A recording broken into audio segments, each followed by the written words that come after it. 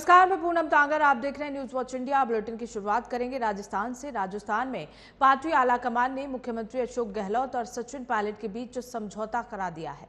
विधानसभा चुनाव से पहले कांग्रेस ने संदेश देने की कोशिश की है कि पार्टी एकजुट है। पार्टी की तरफ से दावा भी किया जा रहा है कि सचिन पायलट की कई मांगों को पार्टी ने स्वीकार कर लिया है।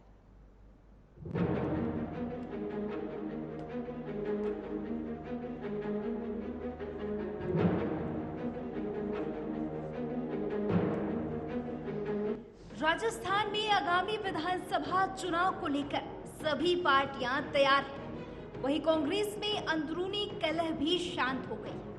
पायलट और गहलोत के बीच चल रहा विवाद थम गया है। पायलट और गहलोत के बीच समझौते के फॉर्मूले के तहत अशोक गहलोत के नेतृत्व और चेहरे पर न सिर्फ विधानसभा चुनाव होगा, बल्कि उनके गवर्नेंस मॉडल को ही चुनाव में एक्स फैक्टर पार्टी बनाएगी।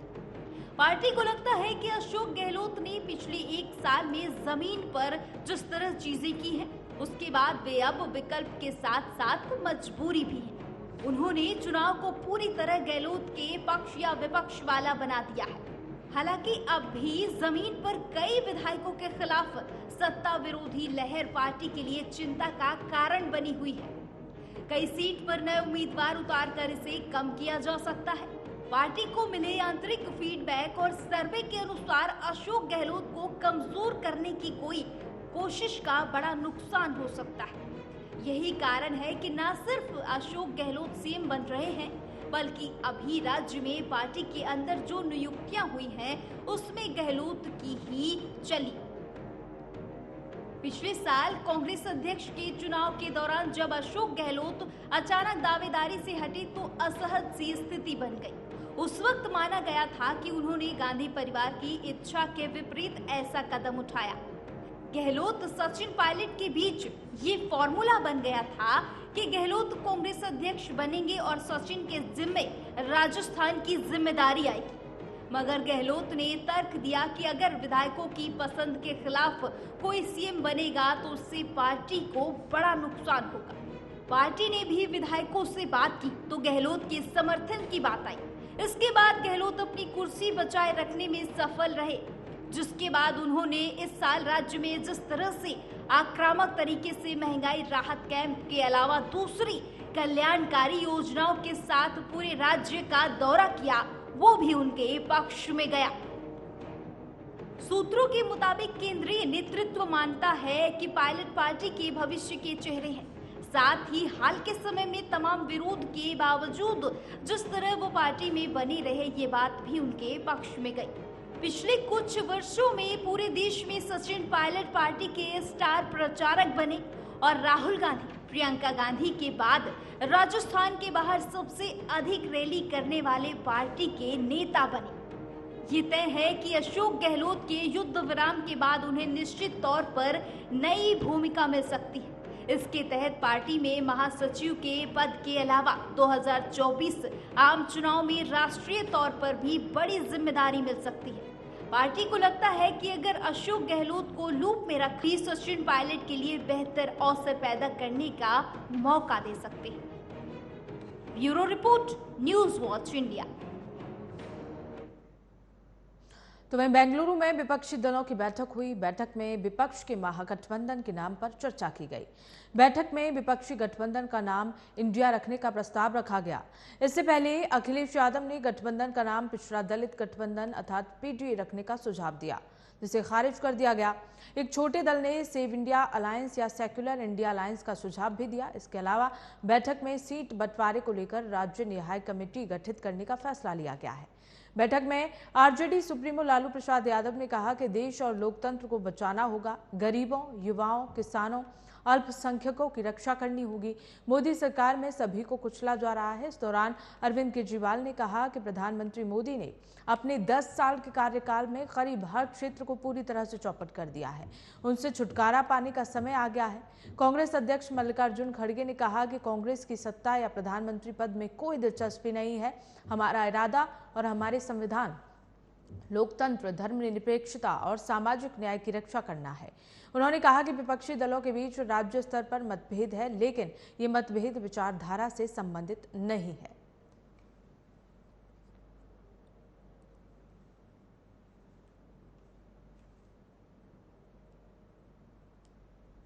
एनडीए और इंडिया के बीच में है, नरेंद्र मोदी जी और इंडिया के बीच में है,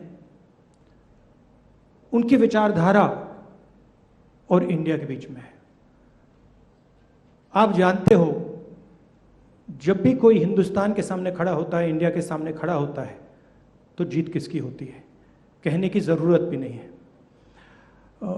मैंने कहा दूसरी मीटिंग है, इसके बाद हमारी मीटिंग महाराष्ट्र में होगी और हमने निर्णय लिया है, सब ने निर्णय लिया है कि अब हम एक एक्शन प्लान तैयार करेंगे जहां हम एक साथ मिलकर देश में हमारी विचारधारा के बारे में और जो हम देश के लिए करने जा रहे हैं उसके बारे में बोलेंगे।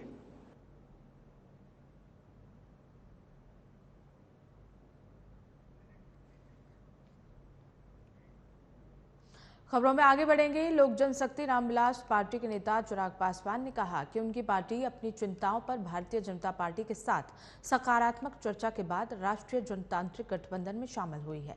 उन्होंने दावा किया है कि 2024 के लोकसभा चुनावों में राजग बिहार में सभी 40 सीटें जीतेगा। चिराग पासवान ने स्पष्ट किया है कि उनकी पार्टी हाजीपुर से चुनाव लड़ेगी। बता दें कि फिलहाल उनके चाचा और केंद्रीय मंत्री पशुपति कुमार पारस इस संसदीय सीट से लोकसभा में प्रतिनिधित्व करते हैं। केंद्रीय गृह मंत्री अमित शाह और बीजेपी अध्यक्ष जेपी नड्डा सहित पार्टी के अन्य नेताओं के साथ अपनी बातचीत का ब्यौरा साझा करने से इनकार करते हुए पासवान ने कहा कि उन्होंने उनकी चिंताओं का सकारात्मक समाधान किया है। पासवान ने कहा कि उनकी पार्टी 2025 में होने वाले बिहार विधानसभा चुनाव में भी राजग के हिस्से के रूप में लड़ेगी। बता दें कि सोमवार को अमित शाह के आवास पर चिराग पासवान ने मुलाकात की थी। इस दौरान दोनों नेताओं ने एनडीए गठबंधन और बिहार की राजनीति को लेकर बातचीत हुई। इस मुलाकात के बाद से ही चिराग पासवान को लेकर बिहार की राजनीति में चर्चा तेज हो गई थी।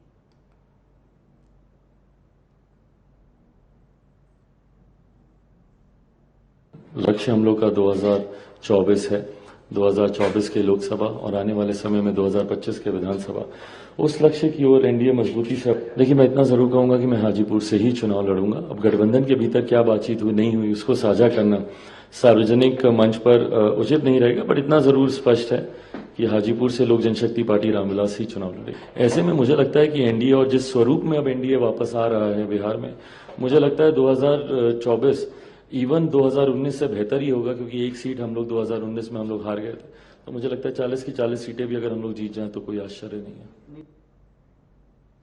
तो वहीं सुबह सपा प्रमुख ओम प्रकाश राजभर ने सपा प्रमुख अखिलेश यादव पर आरोप लगाया कि सीट बंटवारे में उन्होंने धोखा दिया था। राजभर ने कहा कि मैंने उस समय भी कहा था कि अगर एक भी सीट नहीं दोगे तो भी आपके साथ रहूंगा। वहीं बीएसपी सुप्रीमो को लेकर कहा कि मैंने सभी विपक्षी दलों से अपील की थी, एक होकर मायावती को प्रधानमंत्री बनना चाहिए। राजभर ने कहा कि मायावती को पीएम बनाने के लिए उस समय कोई भी दल तैयार नहीं हुआ। मैं आज भी कहता हूं कि इस देश में दलित पीएम बनना चाहिए, क्योंकि मैं काशीराम का शिष्य हूं। वहीं बीजेपी के साथ गठबंधन को लेकर कहा कि जो गलतफहमी थी वो अब दूर हो गई है। सुबह सपा चीफ ने कहा कि हम लोकसभा और विधानसभा चुनाव अपने चुनाव चिन्ह पर लड़ेंगे। उन्होंने ये भी कहा कि अगर मंत्री बनाएंगे तो कौन नहीं बनना चाहेगा, मैं भी मंत्री बनना चाहता हूं। लोकसभा चुनाव में सीटों को लेकर अभी तक बातचीत नहीं हुई है।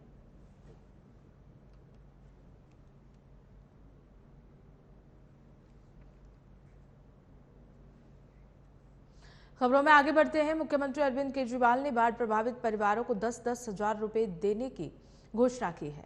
उनके इस घोषणा के बाद अरविंद केजरीवाल सरकार की मंशा पर सवाल उठने लगे हैं। देखिए,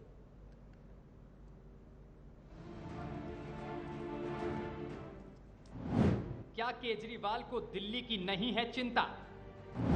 मुआवजे के नाम पर की जा रही है खाना पूर्ति।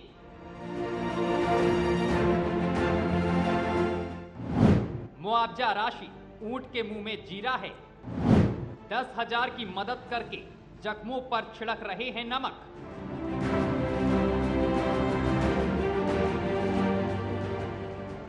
अरविंद केजरीवाल अपनी सरकार को आम जनता की सरकार बताते हैं और वे हर मौके पर अपनी सरकार को आपकी सरकार अर्थात जनता की सरकार बताने से नहीं चूकते। केजरीवाल के दावों में कितना दम है, इसकी पोल बाढ़ ने खोल दी है। यमुना का जल स्तर बढ़ने से दिल्ली के कई इलाकों में पानी घुस गया है।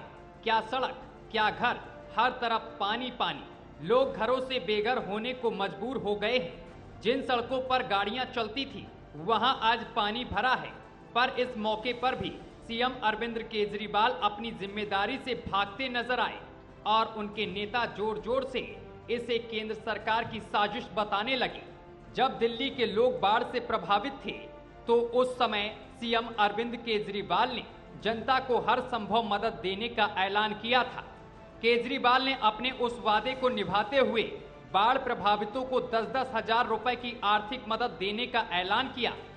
दरअसल जब केजरीवाल बाढ़ प्रभावित इलाकों का निरीक्षण करने गए थे और उस मौके पर उन्होंने जो बयान दिया था, उस समय उन्होंने कहा था कि बाढ़ से जिन लोगों का ज्यादा नुकसान हुआ है उनकी सहायता के लिए सरकार किसी तरह की राहत देने के लिए भी तरीका तलाश रही है ताकि वे लोग अपने नुकसान की भरपाई कर सकें।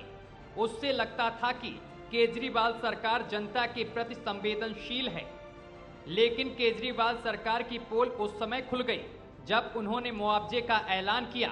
केजरीवाल सरकार ने जिस तरह 10-10 हजार रुपए मुआवजे का ऐलान किया है, उसने बाढ़ प्रभावित लोगों के जख्मों पर नमक छिड़क दिया है।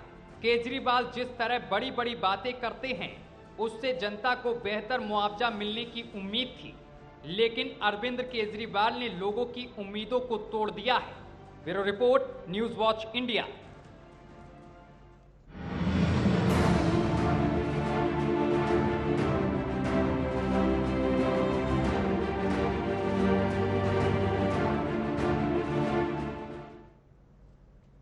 तो वहीं महिला पहलवानों से यौन उत्पीड़न के मामले में भारतीय कुश्ती संघ के पूर्व अध्यक्ष ब्रिजभूषण शरण सिंह की कोर्ट में पेश हुए।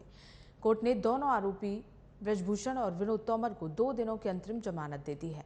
बीजेपी सांसद ब्रिजभूषण शरण सिंह के खिलाफ दिल्ली पुलिस की ओर से 1599 पन्नों की चार्जशीट दाखिल की गई। ब्रिजभूषण के खिलाफ महिला पहलवानों ने यौन उत्पीड़न जैसे गंभीर आरोप लगाए हैं। चार्जशीट में कुल 44 विटनेस हैं और कुल 108 लोगों के बयान दर्ज किए गए, जिनमें से 15 लोगों ने पीड़ित रेसलर्स के सपोर्ट में बयान दिए हैं।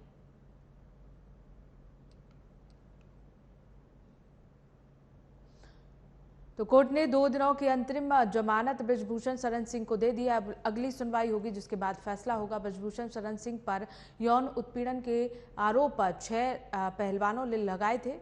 6 महिला पहलवानों के आरोपों के बाद कल जो कोर्ट में पेश हुए थे ब्रिजभूषण शरण सिंह, जिसके बाद कोर्ट ने 2 दिनों की अंतरिम जमानत ब्रिजभूषण शरण सिंह को दे दी है और उसके बाद अगली तारीख भी तय कर दी गई है। अगली सुनवाई में कोई फैसला आएगा। कुल मिलाकर 108 लोगों ने अपने बयान दर्ज कराए, जिनमें से 15 लोग पहलवानों के सपोर्ट में नजर आए। बाकी सभी ब्रिजभूषण शरण सिंह के समर्थन में बयान देते हुए नजर आए।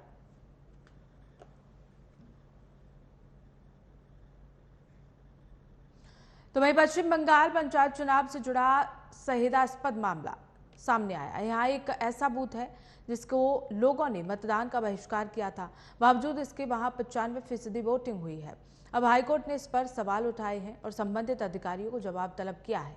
अब बंगाल के डीजीपी को इसकी जांच सौंपी गई है। बंगाल में राजराहट पर एक इलाका पड़ता है, वहां जांगड़ा हटियारा नंबर 2 बूथ पर 95% वोटिंग हुई है, जबकि यहाँ वोटर्स ने इसका बायोकाट किया था।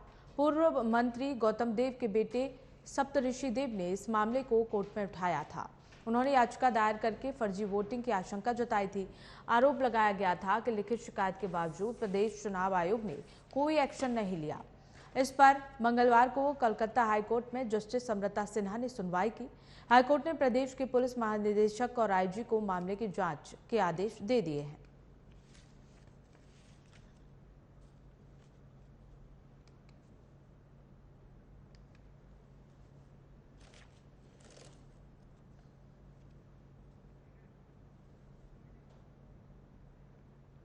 अगली खबर तमिलनाडु से है, जहां एक महिला ने बस के सामने आकर आत्महत्या कर ली ताकि उसके बेटे की कॉलेज की फीस का इंतजाम हो सके।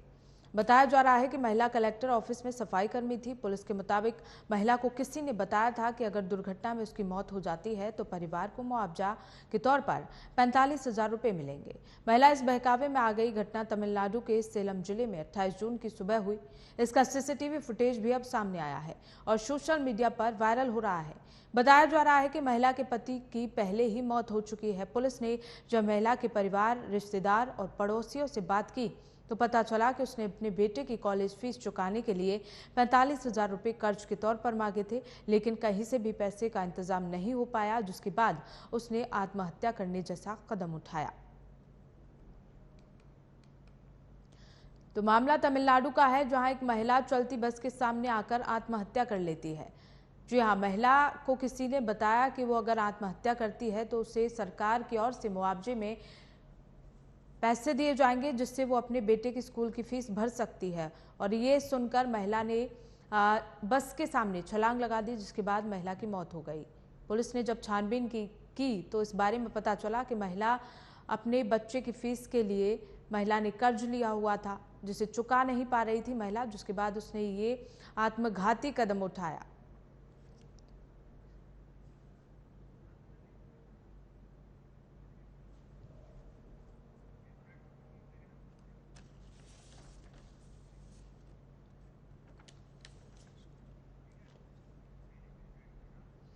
इसी बीच उत्तराखंड से बड़ी जानकारी का रुख कर लेते हैं, जहां भारी बारिश का येलो अलर्ट जारी कर दिया है। उत्तराखंड में भारी बारिश का अनुमान है और आईएमडी ने इसे लेकर येलो अलर्ट जारी कर दिया। अगले 3 दिन तक भारी बारिश की चेतावनी भी दी गई है। खराब मौसम की वजह से गंगोत्री यमुनोत्री हाईवे समेत 239 सड़कें पूरी तरह से बंद कर दी गई हैं। तो पहाड़ी इलाकों में लगातार बारिश हो रही है। ऐसे में उत्तराखंड में भारी बारिश का अनुमान लगाया गया है। आईएमडी ने येलो अलर्ट जारी कर दिया है। भारी बारिश को लेकर अगले 3 दिनों तक भारी बारिश की चेतावनी दी गई है। खराब मौसम की वजह से गंगोत्री यमुनोत्री हाईवे समेत 239 सड़कें बंद कर दी गई है। तो उत्तराखंड से बड़ा अपडेट, जहां उत्तराखंड में भारी बारिश का अनुमान, आईएमडी ने येलो अलर्ट जारी कर दिया है। अगले 3 दिन तक उत्तराखंड में लगातार भारी बारिश होने की संभावना जताई गई है और इसे लेकर खराब मौसम की वजह से गंगोत्री यमुनोत्री हाईवे समेत 239 सड़कें उत्तराखंड में बंद कर दी गई हैं, जिसकी वजह से पूरी तरह से आवाजाही वहां ठप हो गई है। उत्तराखंड में भारी बारिश का अनुमान हालांकि लगाया जा रहा है। अगले 3 दिनों तक भारी बारिश की चेतावनी दी गई है। आईएमडी ने येलो अलर्ट भी जारी कर दिया है।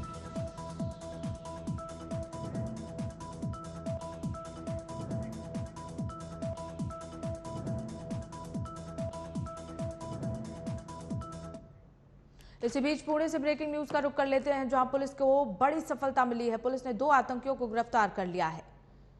तो वहीं एक आतंकवादी पुलिस से बचकर भाग गया। इमरान खान और मोहम्मद यूनुस साकी दोनों गिरफ्तार आतंकियों के नाम हैं। एनआईए के मध्य प्रदेश के एक केस में वांटेड चल रहे थे दोनों आतंकी।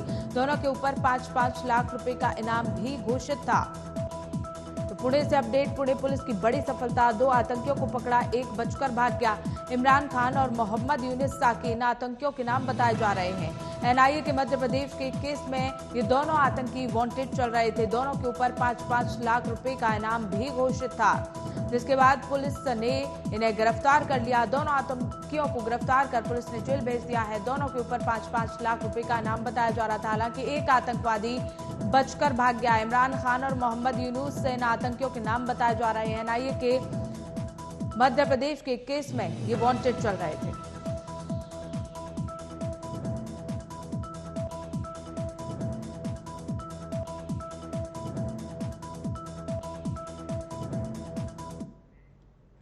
खबरों में आगे बढ़ेंगे। सहारा इंडिया में निवेश करने वाले करोड़ों निवेशकों के लिए मंगलवार का दिन बड़ी खुशखबरी लेकर आया। जी हां, अपनी गाड़ी कमाई निवेश कर फंसे लोग कई सालों से अपनी रकम वापसी के लिए दर दर भटक रहे थे, जिसके बाद अब सरकार ने लोगों की फंसी रकम को वापस दिलाने के लिए बड़ा कदम उठाया है। केंद्रीय गृह और सहकारिता मंत्री अमित शाह ने आज सहारा रिफंड पोर्टल लॉन्च किया है और कहा कि इस पोर्टल के जरिए ही लोगों को निवेश की राशि वापस मिलेगी।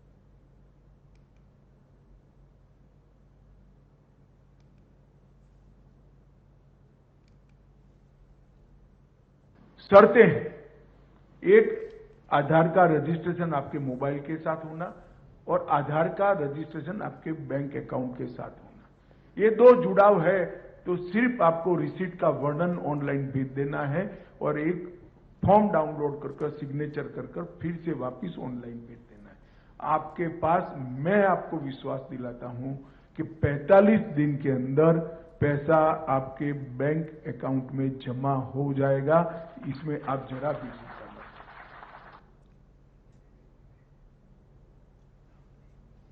तो वहीं पाकिस्तानी सीमा हैदर का अपने बच्चों के साथ नोएडा आना और अपने प्रेमी सचिन से मिलना, नेपाल में विवाह करना किसी बॉलीवुड कहानी से कम नहीं लगता। लेकिन इस कहानी की स्क्रिप्ट किसने और कहां लिखी, इसे पता लगाने के लिए यूपी एटीएस हर संभव प्रयास कर रही है।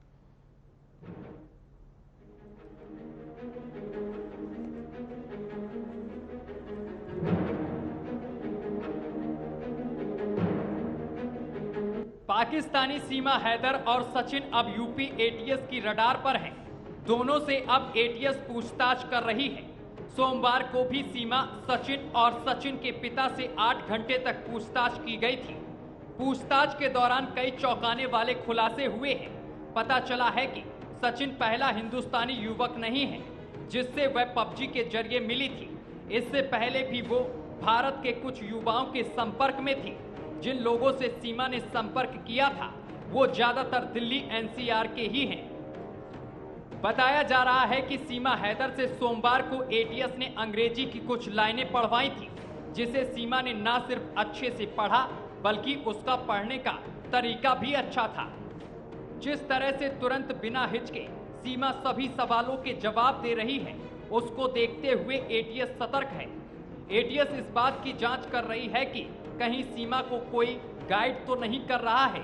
सीमा के परिवार में कितने लोग हैं, ससुराल और मायके के लोग क्या करते हैं, कहां रहते हैं, इन सब को लेकर सीमा से पूछताछ की जा रही है। सीमा के चाचा और भाई का पाकिस्तानी आर्मी में होना भी एक शक को और गहरा देता है। यूपी एटीएस सीमा हैदर के पासपोर्ट, आधार कार्ड और उसके बच्चों से जुड़े दस्तावेजों की भी जांच कर रही है। सीमा हैदर के आईएसआई और पाकिस्तानी आर्मी से कनेक्शन को लेकर भी जांच की जा रही है। इसके अलावा सीमा हैदर द्वारा नोएडा पुलिस को दिए गए बयान और एटीएस की पूछताछ में दिए गए सवाल जवाबों का मिलान भी किया जाएगा। सीमा के बयानों और गुलाम के बयानों को मैच भी किया जाएगा। जांच के बाद एटीएस रिपोर्ट तैयार करेगी। साथ ही केंद्रीय गृह मंत्रालय से रिपोर्ट साझा की जाएगी। फिलहाल सबकी निगाह एटीएस की जांच पर टिकी है। यूपी एटीएस सीमा के मोबाइल डिटेल खंगालकर सच को बाहर लाना चाहती है। सीमा के व्हाट्सएप कॉल और चैट को भी परखा जा रहा है। अगर सब कुछ ठीक रहा तभी सीमा की किस्मत का फैसला होगा, यानी सीमा भारत में सचिन के साथ ही रहेगी, अन्यथा उसे जेल भेज दिया जाएगा या फिर पाकिस्तान वापस भेज दिया जाएगा। Bureau report, news watch India. इसी बीच ब्रेकिंग न्यूज का रुख कर लेते हैं बुलंदशहर से, जहां एक मकान का लेंटर गिरने से परिवार के 4 लोग मलबे में दब गए। मकान का लेंटर गिरने से मलबे में दबा परिवार, नरसेना थाना क्षेत्र के गांव मवई की घटना। एक ही परिवार के 4 लोगों की दर्दनाक मौत हो गई। 8 लोगों का प्राथमिक स्वास्थ्य केंद्र में इलाज चल रहा था। हादसे के बाद सीएम योगी ने संज्ञान लिया है। वरिष्ठ अधिकारी को मौके पर भेजने का आदेश दिए हैं। मृतकों के परिजनों को 4 लाख रुपए देने की भी घोषणा की गई है। तो बुलंदशहर का ये मामला, जहां मकान का लेंटर गिरने से मलबे में परिवार दब गया। नरसेना थाना क्षेत्र के गांव मवई की घटना, एक ही परिवार के 4 लोगों की दर्दनाक मौत हो गई। तो वहीं 8 लोगों का प्राथमिक स्वास्थ्य केंद्र में इलाज चल रहा है। हादसे के बाद सीएम योगी ने इस घटना का संज्ञान लिया है। वरिष्ठ अधिकारी को मौके पर भेजने के आदेश दे दिए गए।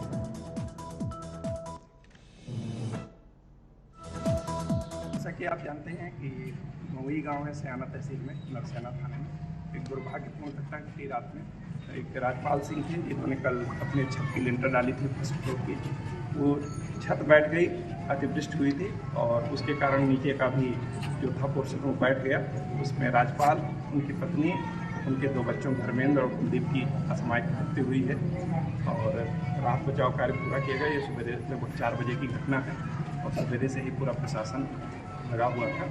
बहुत ही दुर्भाग्यपूर्ण घटना घटी है, परंतु माननीय मुख्यमंत्री जी ने तत्काल घटना का संज्ञान लिया। सभी अधिकारी भेजे हम मौके पर और उन्होंने इनके परिवार के प्रति संवेदना व्यक्त की है। हम लोग इनके परिवार के साथ हैं और उनकी पूरी मदद की जाएगी।